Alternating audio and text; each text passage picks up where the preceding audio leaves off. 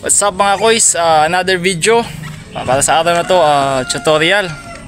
Bale, upgrading.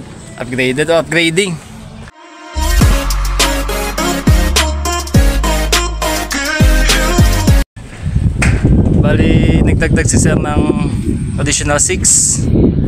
So kung natatanong nyo mga koys, ang nakalagay dito ngayong setup ay day 8 kilowatts day na naka-hybrid. So bali additional 6 ng 6 piece ng panel. So bali maglalatag tayo doon. Yan. Additional tayong 6. Tapos na-confirm ni Sam na medyo sablay itong location na kanyang in-advise. So bali ang gagawin natin ay ililipat na natin siya ng location doon sa side na yon, tapos kabila. Bali magiging tag-8 instead of 10 pieces. Magiging tag-8 na siya para hindi na tayo mahirapan mag-wire. So pakita ko sa inyo guys yung mga importanteng gagawin namin. So ngayon na installation muna kami ng railings, yung ating improvised na railings. Yun, naglilipat na kami mga guys. Yan. Yan, naglilipat. Kailan pa kasi nangyari na yung yung may-ari o yung natin ang nasunod.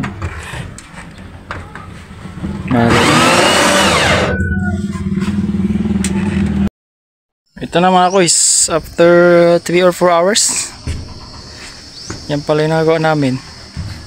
Hey!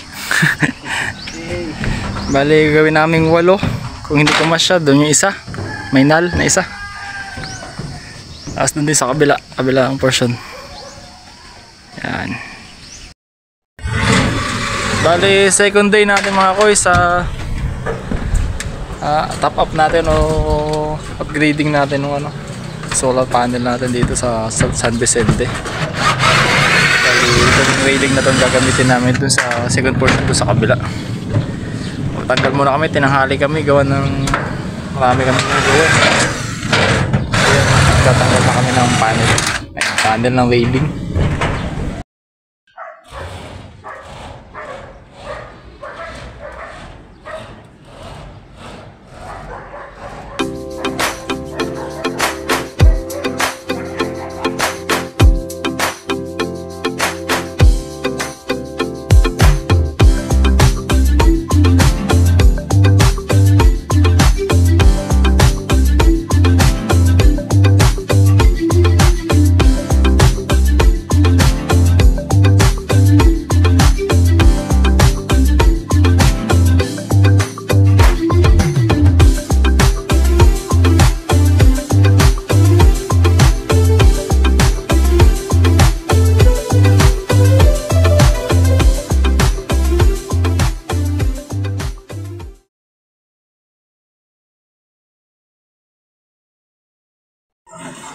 Yun, nakayari na mga koys.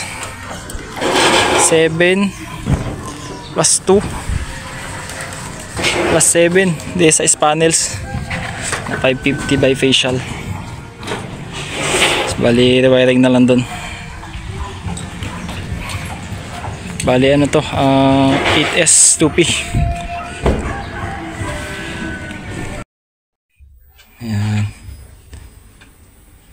naikabit pero ayaw pumasok. pinatay ko lang po muna yung yung breaker.